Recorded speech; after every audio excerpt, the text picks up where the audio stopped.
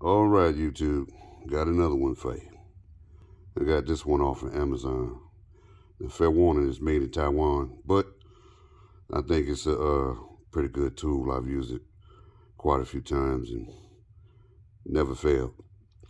This one here is made by First Info, and the part number on it is F3523.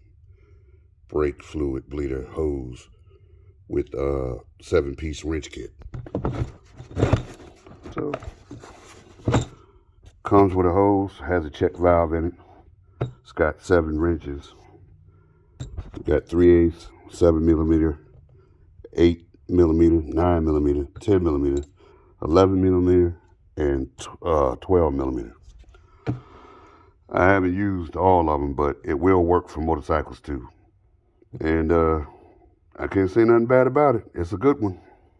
I forget what the price is on it. I should have checked that out, but you guys will check it out on Amazon. All right. That's all I got for you for right now. Thanks for watching. Like, subscribe. Till next time.